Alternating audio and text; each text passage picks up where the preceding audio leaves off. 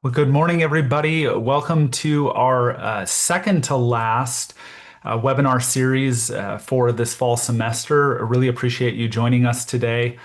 We have an excellent presentation, but before I introduce Katie, I just want to welcome everybody to the webinar.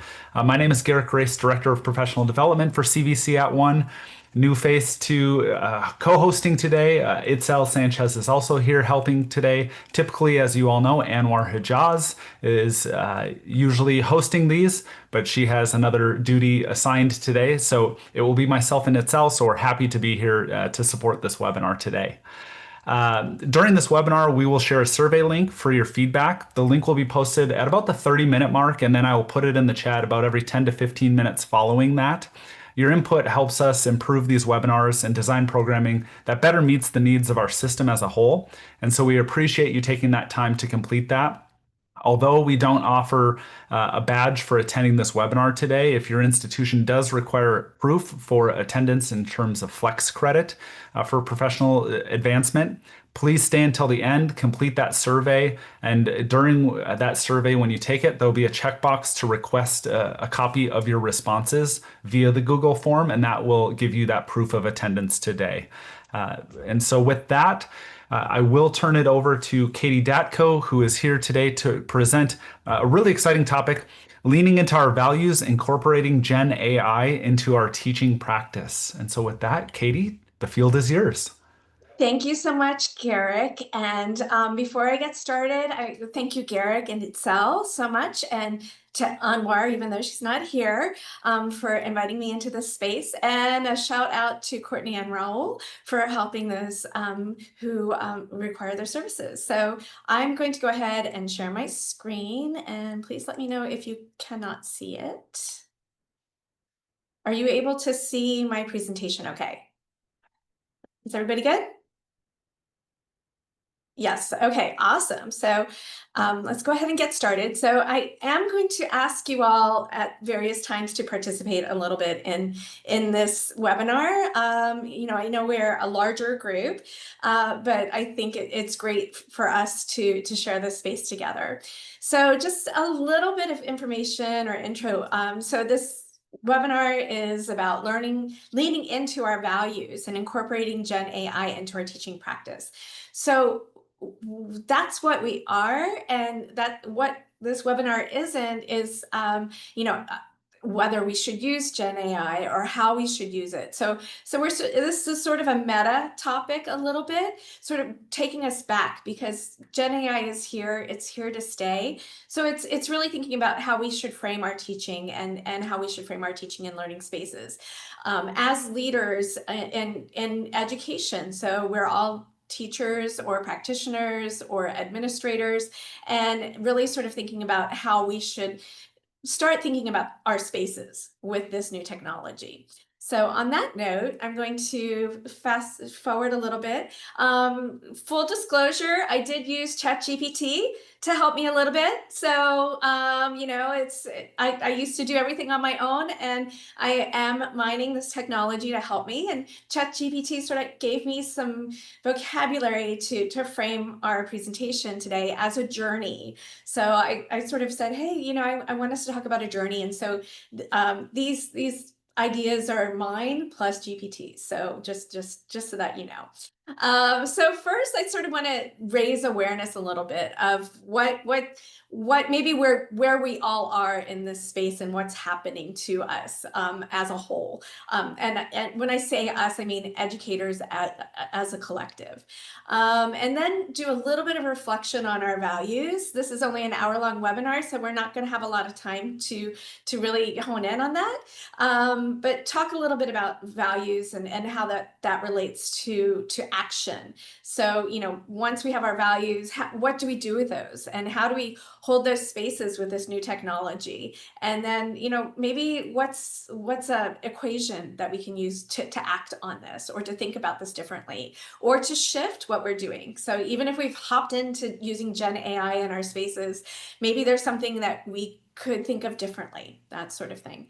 So if everybody's cool, I'm going to ask you all to join Mentimeter if you can. And it's menti.com. And the code is 67622706. And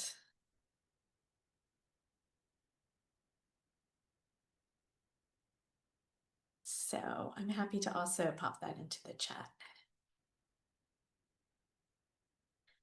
a direct link if you would like. So we've got quite a few people on Menti already. I'm going to give you guys a few more minutes. At the top of each slide, the code will still be there, and it will be Menti, MENTI.com, 67622706. Okay. And if everybody's cool, I'm seeing some cools and thumbs up. That's great. So I'd like us to start thinking a little bit about just a word cloud. And not, do you want to use Gen AI? Do you think it's good? Do you think it's bad? But how is this disrupting your teaching practice? And this can be a positive disruption or a negative disruption. So we usually think of disruption as being negative, but what are the positives about this? And so I'm going to give us a few minutes to.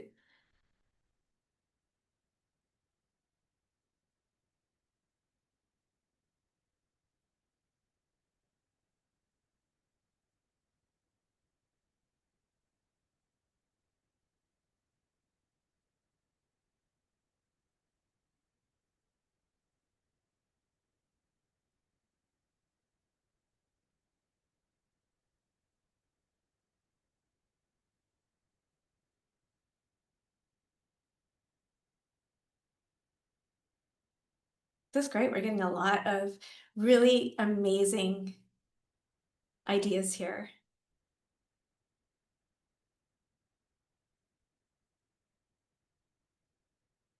Okay, the word cloud is slowly slowing down the movement. So, so what I'm seeing here is it's sort of interesting. We have, cheating and no critical thinking. So these negative ideas coming up. But then overall, another thing that is showing up is we're rethinking assessment. So that's sort of interesting that, we've got these things that, we're thinking of this technology as maybe some of us are thinking of it as a negative disruption, but some of us are thinking of it as perhaps something where we might need to change. We might need to alter what we're doing. I'm seeing here a lot of like making me rethink tasks. So we've got a mix, sort of a healthy mix of positive, maybe a little bit more towards the negative side, but that's okay.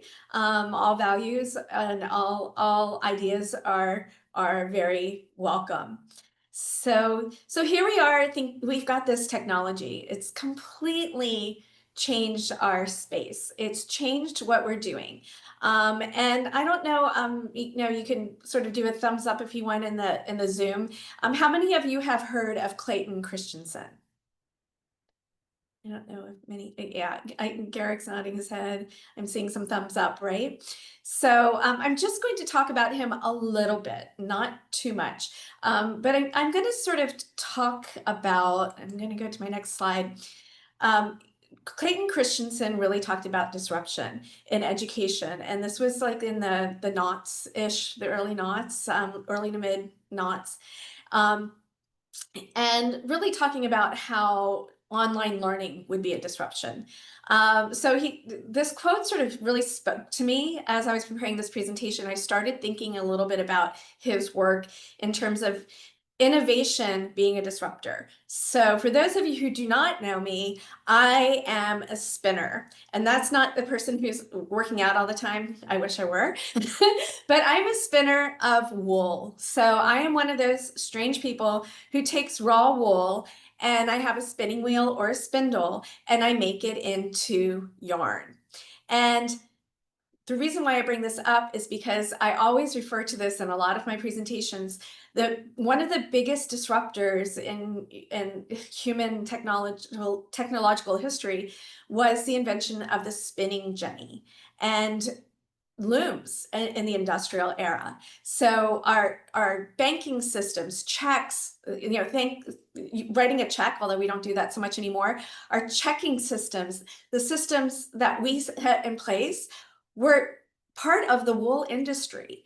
And then all of a sudden we had, people who were spinning first on spindles, and then they had spinning wheels, and then it was mechanized. We had a whole bunch of people who had skill sets that were no longer useful and were outdated because of this huge disruption. And Gen AI is doing that for us now. So disruption happens. It's a process, though. It doesn't happen overnight. So we're still sort of, some of us are still waiting to maybe dip our toes into Gen AI. Some of us are all in. We took the plunge. We dove from the platform, right? 30 feet up. But Clayton Christensen really talks about how disruption is a process. It's not one single event. And innovations can only be disruptive relative to something else. And so it's almost like an equation, right? My dad was a mathematician, and I never figured out what it was he was writing in all of his notebooks. But we almost have an X. What is that something else? Why is this disruption happening so much in education where we need to really start rethinking? So this is where I'm going to ask you all to think a little bit, about what that something else is. So I'm also going to, if you haven't signed up for Dr. Philippa Hardman's Substack, I highly encourage you to. I actually encountered this quote this morning, so I had to put it in here, where she says, agentic AI tools aren't cheating the system. So if we look back to our word cloud, we have the word cheat, and cheating as one of the big things that we're all concerned about, this disruption. It's revealing something, Clayton Christensen, that we have known but ignored for decades, that our system was never truly measuring learning in the first place. So I think this is where we are. There's a little bit of fear right now, if I'm not mistaken. I feel it too. If I were actually in the classroom space, I think I would be like, oh my gosh, this is really cool, but I am so freaked out. And so I think we're really talking in this particular webinar a little bit about some of those fears and holding that space for it and seeing what we can do with that. So I am going to ask you all, what do you think that something else is? What do we need? What is it? We're on this precipice, and where do we think we're going? Or where do we think, what are the things that we are sort of cautious about? Or what's that, if this is a process, what do we think is going to change? So, just sort of, it's a more open-ended question, but feel free to put in any of your ideas. We already have automation in. That's awesome. So feel free to add your thoughts.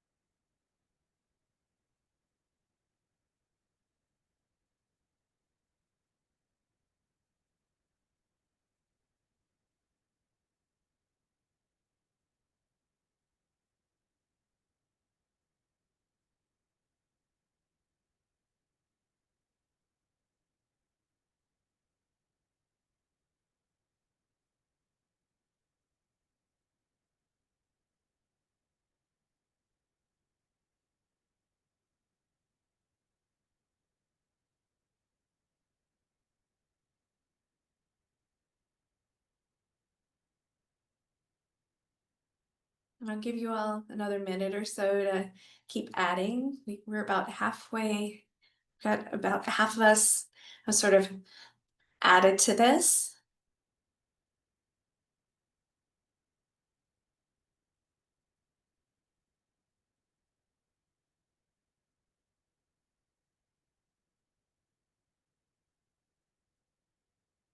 So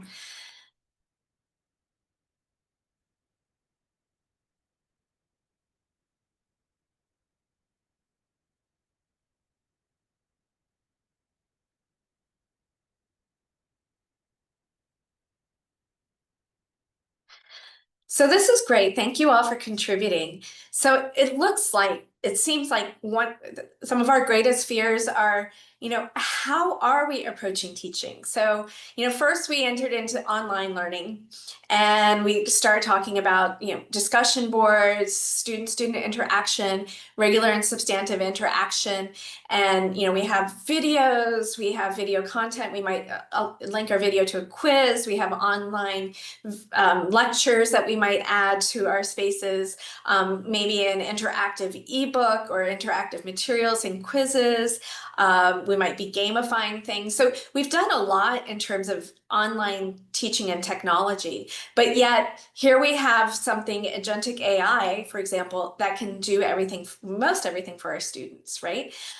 So we're approaching teaching, especially if we're talking about online learning and online instruction, is something else, and that is something that this technology is disrupting, as we all know, and this is where maybe we need to start holding more places in those spaces. And it's really great that assessment, critical thinking, authenticity, and sort of come into play here in terms of all of the things that you all are feeling as a collective. We are worried or thinking about how critical thinking might be going away. I mean, I know sometimes I'm just like, it's easier to search in Gemini than it is to even do a Google search these days. And I'm like, well, that's not cool, because sometimes Gemini gives me some really funky answers, right? So really these are things that we have all been grappling with, but I think we're faced with them right now. The mirror is right in front of us, very close at this point in time.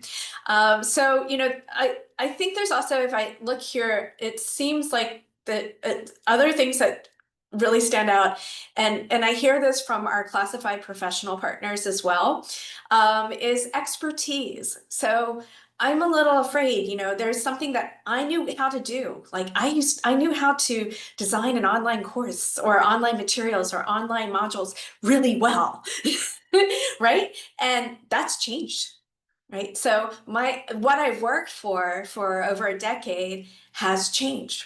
And so there's a bit of trepidation here. And again, I see this with our peers who are CSEA members as well, or classified members. Then there's this fear of, well, how are we going to, is this technology going to replace us? And how do we humanize our teaching, right? And so that's where this really came about, this topic about values was I was in the first cohort of Michelle Pankowski-Brock's AI community of practice, and we were talking a lot about humanizing and how AI really what can we do with this technology. And so there are a lot of these things that I want us to really be okay with, because this is where we are. It's easy to say, oh, it's negative. I'm gonna deal with it. I'm gonna work with it. But I sort of want us to think a little bit about who I am and what these things are that I hold, and then maybe what I can do moving forward. So if you bear with me, we'll start talking a little bit about the next part of our journey, which is a reflection. So I love Brene Brown, and I don't know how many of you're welcome to give a thumbs up or a heart, but if you're familiar with her work, she does a lot. She's a sociologist. She does a lot with leadership, with imperfection, and a lot with how we work with others in the workplace. And a huge part of her work is really values centric. And coming out of, to talk a little bit about the community of practice experience that I was in about this time last year, when we were in there, Michelle and I were talking, and we sort of hit upon this idea of, hey, values are really important. Like what I hold as my core value is really driving how I am interacting with this new technology. And so full disclosure, my two values out of 100. So Brene usually gives a list of 100 values. I did an extensive training with one of her facilitators for 8 weeks. And so out of those 100 values, we're supposed to choose two. And the reason being that our top two values really speak to everything else. Everything else sort of is encapsulated in those two values. And so she says, and so I'm just going to read her quote here. Living into our values means that we do more than profess our values. We practice them. We walk our talk. We are clear about what we believe and hold important, and we ensure that our intentions, words, thoughts, and behaviors align with those beliefs. So it's really sort of looking at what makes me tick? What's my compass? And how do I use that? So on that note, I'm going to go to my next slide. So yeah, why values? Because values are beliefs that we turn into behaviors. And so this is how, there might be some of you on this webinar who are okay, who are just like, I do not want Gen AI in my class. And that's okay. But maybe going back to what value is really driving that, and really seeing how that works with your actions, and seeing if they're aligned is really important, right? So to some people might be like, well, my coworker, my peer is jumping into this technology right now, and I want to join them, but it might not align with a value that you have. So what are those values that we all hold? And then how can we use those to, again, step into the classroom space using this technology, or maybe not, maybe doing other things in lieu of this technology. So values really call us to action. And they support us. They support our leadership and teaching style. So as I said, I love my two values, core values are creativity. I love being creative. I love doing things. And sometimes it's really hard for me to have Gen AI. I use GPT, so I call him GPT. It's a him. I'm sorry, it's not an it. So I use GPT sometimes as a partner in creative endeavors. For example, putting together this presentation, I use GPT as a sounding board. But GPT did not create my presentation. GPT said, hey, I'll create your slide decks for you. I'll do this, I'll do that. And no, right? Because that would not align with my value of creativity or integrity, actually. So just so you know, this is me. I did have a little help from my friend, but not all 100%. So why values? All right. They help us act. So choosing values, I did mention, and in the resources in the slide deck, there's a link to Brene Brown's Dare to Lead Hub, where she has the list of 100 values. And I do have, she's a little quirky. I have a values bot named Val, also linked to in the resources, that could help you sort of talk through and think about some of your core values. She's a little quirky though, so just bear with me. I have not worked out the kinks yet. So GPT did help me take that list of 100 values and sort of pare them down to things that really probably speak to us as educators. And so the first subset is integrity and authenticity, sort of staying true to ourselves, our ethics, in times of change. Okay, so those of you who are concerned about academic integrity, for example, or academic honesty or cheating, chances are this is one of your core values, or this is a group that you really resonate with. Empathy and inclusion. So centering relationships, equity, and really thinking about humanistic belonging types of behavior. So for those of us who love human connection or who crave human connection, this is something that this technology is really changing, because our students are interacting with GPT almost sometimes as a human interlocutor at times, right? And so that's a little scary and disconcerting. It could be. So for me, also that might not be one of my core values as a practitioner when I teach. Equity is one of the things that I bring into my classroom, and empathy, and that's really hard with a technology that's sort of scraping the web and giving us this content back. curiosity and growth. So some of you who are like, hey, this is so cool. I'm going to try this. I'm going to try the latest tool. There are lots of us who, we rely on for help, right? I rely on people to check out tools for me so that I can learn and see what's out there. But I'm not jumping on and looking at those. So we might be looking at this in terms of embracing experimentation or discovery. That might be one of our core values. Collaboration and stewardship. So purpose-driven instruction. So those of us for whom are in some of the word clouds, one of the words that also came up, it wasn't one of the big words, but it came up quite frequently, is motivation. So these are the folks I think who think a lot about I am here to motivate my students. I am here to get my students interested in my discipline. I'm here to get my students interested in the skills that I'm teaching in my field. So that it's sort of feeding into this particular value.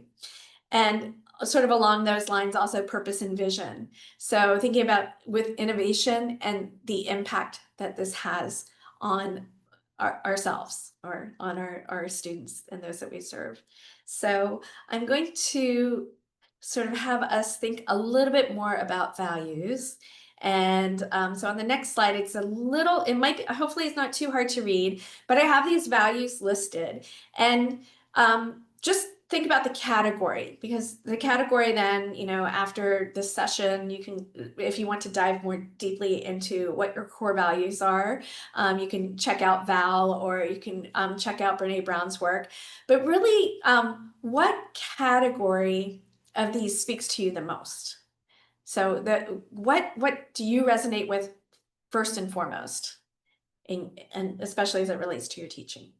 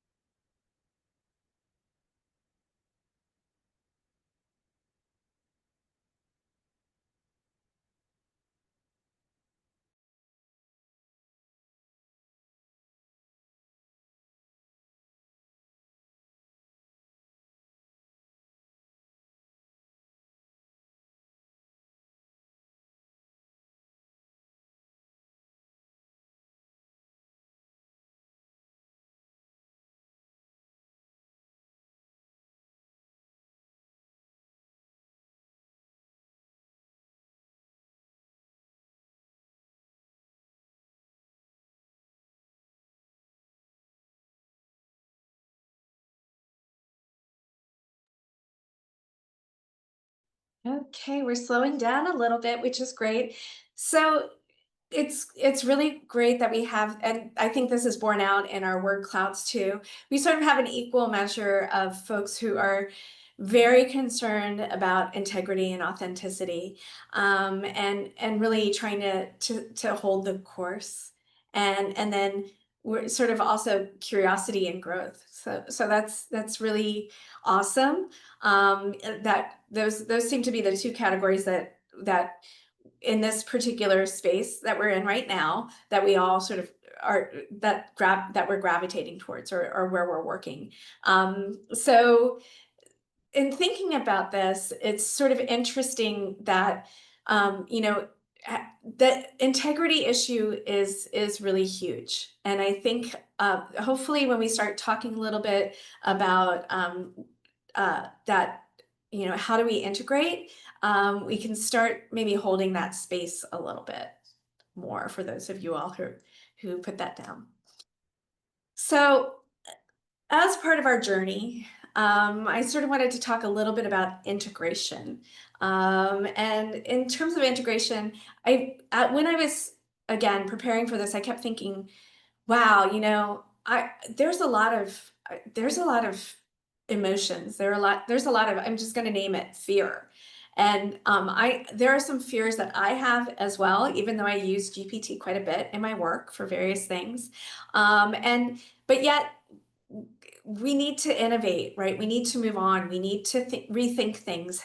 How am I going to hold these two disparate things together in the same space?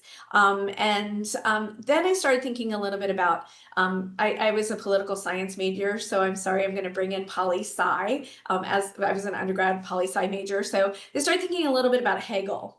And Hegel really talked about this dialectic, the fact that you can have truth is neither found in the thesis nor the antithesis, but an emergent synthesis which reconciles the two.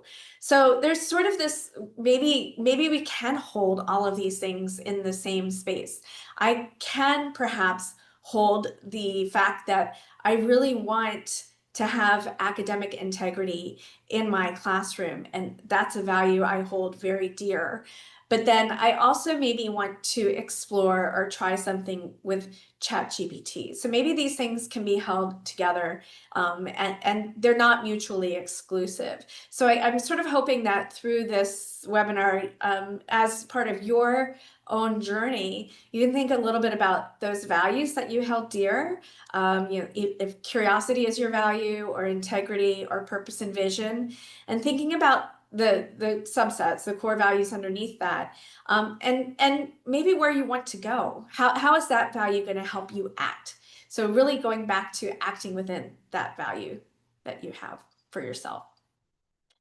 So, and this is sort of where I sort of want to talk a little bit about integration. And this is where that dialectic, you can do both and. And that's really confusing at first. It's like, both and I can hold this space for both? Is that okay? Because usually when we decide something, or when we think about decision making, we want one straight answer, or we want to go straight to the finish line. And this way, maybe if we start rethinking this disruptive innovation and rethinking our classroom spaces, rethinking the learning and the approaches, and that seems to be what everybody was, that's your something else, right? We know that we have to change. And so can we start changing and doing that within our personal and then professional values? And on a side note, I've been listening to Brene Brown, and she's also, she does a podcast with Adam Grant, who has a great book called Think Again. And he does a lot of work with this as well. And when they're talking about values, they're talking about values that we have that extend to all of the different areas of our lives. So it's personal, professional values usually tend to hold true. They just manifest themselves in different ways. So an example is, so I gave GPT sort of a, this is what I'm really worried about in the classroom. And it was academic integrity, because that's one of my core values. And so I can value academic integrity. So I can hold that. I can hold that fear that that's going to change. I know it's going to change. And I can explore AI for learning. Those two might happen. They can happen in different ways. And so, in thinking about it, I might be, I might have my students, I might give guidelines for my students, consistent guidelines specifically for each assessment that they're doing, letting them learn and use this technology and exploring it, for example. So I can hold those both at the same time. For those of you who are curious, so somehow I knew integrity and curiosity would be the values we would most likely have in this group. I can feel anxious about this change. It's okay. For those of us who are curious, sometimes it's like, I feel like because that's my creative side, my creative value. Sometimes I feel like I'm justifying my use of GPT a lot. Like, oh yeah, I'm using GPT for, oh my gosh, oh yeah, I'm sorry. Yeah, I used it to help me create this workflow, or I used it to help me brainstorm and prepare questions that I needed to think about for this meeting, right? So I can feel anxious about that. I can feel okay with that anxiety. But I can be curious about the new possibilities that it offers. So just sort of again, thinking about values and this new technology a little bit. Is everybody with me so far? I haven't lost anybody yet. Do I have thumbs up? I hope. So it's a little hard on webinars to know. So I'm going to go to the next slide a little bit. So, and I'm going to take a little bit longer to wait for you all to think about this, but I sort of want to think, these your values. What value is intention for you? What can you both and? So, for example, I can both uh, be skeptical, cautious. If a value for you is to plan ahead, I can both plan for something and so what's your both and your and? So that this is a little harder to think about. So we're diving a little more deeply in this particular one. Oh, I love that one. These are awesome.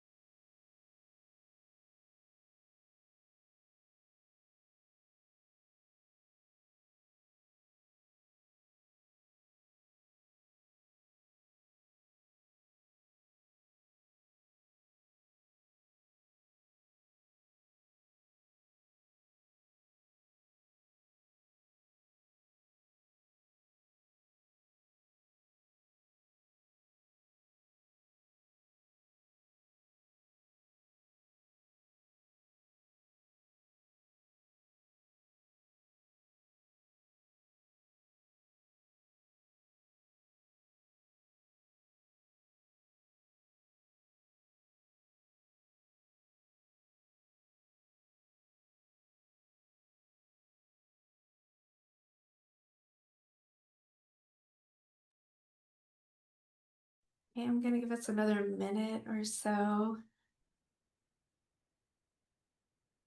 Scroll back up.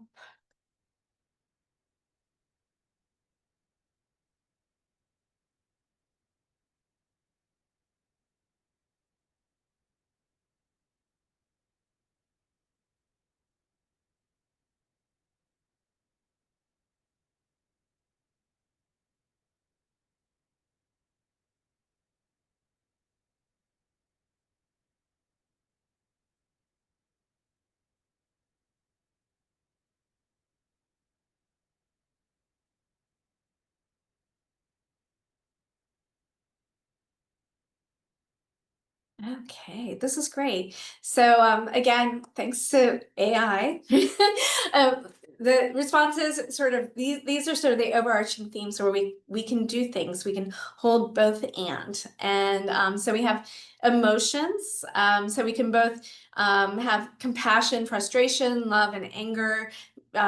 Maybe some people don't have much tension, which is great, or excitement and being out of our comfort zones. We have innovation, where, it's okay to be skeptical and innovative. I find myself in that space all the time. I am always cautious about things. I never 100% trust anything. So we have, growth versus perfection, right? So we have a lot of things we're holding. Here we have AI as a new tool, but understanding where it falls short. So even our innovators are holding space for both ands, right? And let's see. So we have student success, and I think this is really critical when we talk about, giving students options, but keeping rigor. Rigor keeps coming up, and Gen AI is going to have to figure into rigor somehow. So can we redefine rigor? What is rigor? Those are some of the questions I think, that if that's your value, then those are some of the questions you may be starting to ask yourself, and those are the questions that maybe as a collective we need to start addressing. So that's great. So trust. So this is an interesting one, and it's cool that, we had a few of you all write about, privacy versus freedom, or trusting students, pretending to know that they, you don't know that they use Gen AI. I think I had somebody recently give me something, and I'm like, oh, that was AI generated.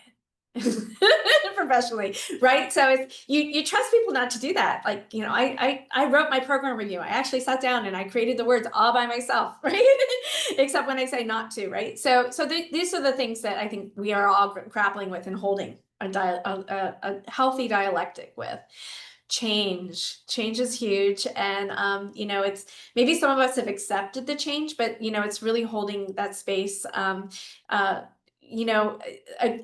this, whoever contributed, annoyed with colleagues who aren't open to change, but uh, not really open also. So maybe innovation might be one of your core values for that person, but then it's hard because sometimes we might not want to promote that change, right? So we've got a lot of really great.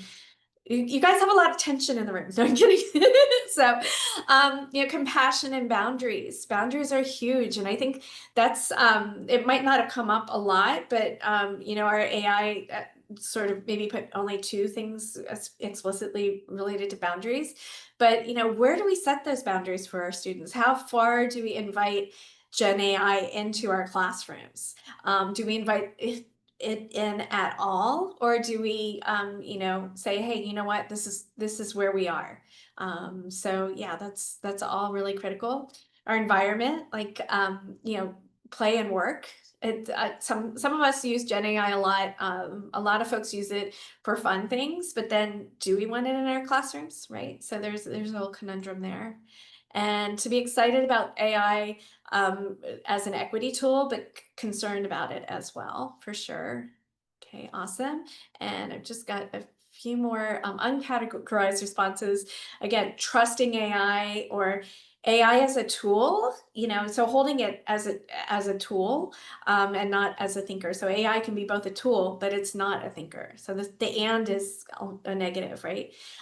So, and designing things, but it's really sort of where do we go? I mean, we're using it all the time. It's everywhere now. I can't get it off my watch, for example. So these are some of the things that I'm hoping we can start thinking about a little bit, the both and the ands, if everybody's okay. So we've got this dialectic. And what I really would like us to think a little bit about is sort of action. Like, what do we do now? So we have the disruption. So naming the disruption for yourself. Okay, this is my disruption that's happening. Naming a core value, naming the dialectic, and then setting an action goal. So it's really sort of using, hopefully through this webinar, really thinking about how I can use these different elements and these different tools, my own personal tools, my tools for who I am as a person and as an educator and as somebody in this space, to really think about maybe what I can do in my classroom this week, next week, this semester. So sort of putting all of this together, again, a nod to my math professor dad, even though we did not agree about types of assessments in our classrooms. We'd argue all the time, but that's okay. Really thinking a little bit about, what is the disruption that's happening in my classroom? What are my core values? What's my both and my and then what am I going to do about it? Okay, so I have a little example of an equation here. I wasn't thinking about my own situation so much. I'm married to, my husband actually teaches in the system as well as an adjunct. So I was thinking about the things that we talk about around our dinner table at night. And the number one thing is AI giving students easy answers, or AI coming in and the students just using it.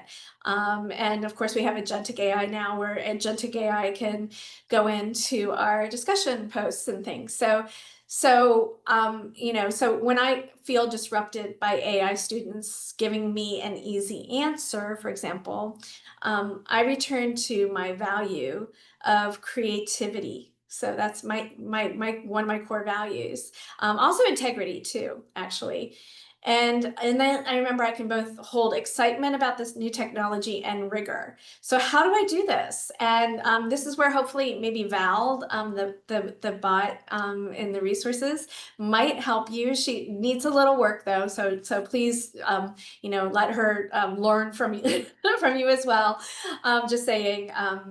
But what mm, my goal would be, okay, would be to maybe design a collaborative activity. So I want the students to interact with each other. You know, they can interact with the tool as well, but I want my students to interact with each other. That could be using a tool in Canvas. It could be using a tool like Pronto, messaging app, groups in Canvas, groups in Pronto, where the students need to get together and create collaborative prompts for a Gen AI tool. And then we can talk about them. They can share those out, for example.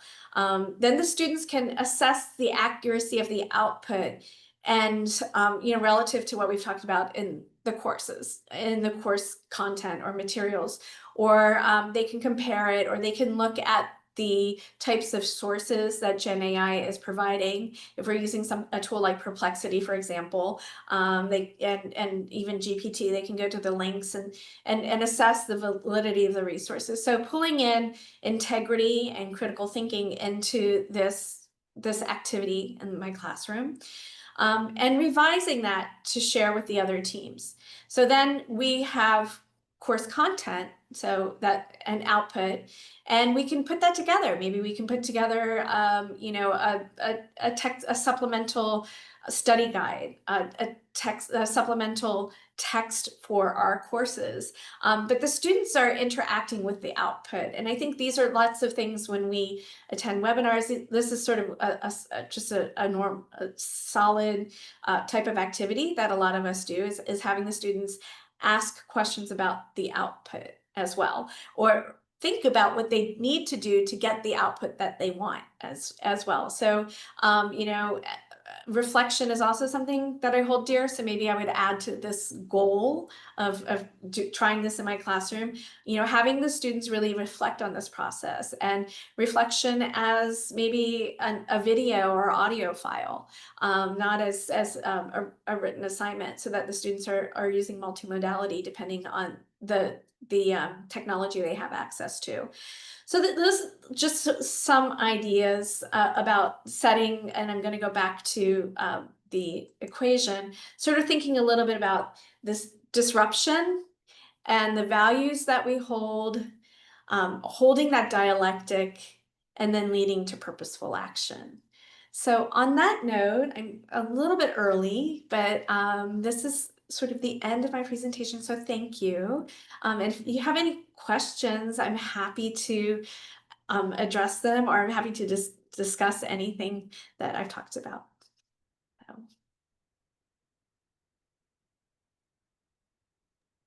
Katie, there was one question Mhm. from Alice. Where can I find Val?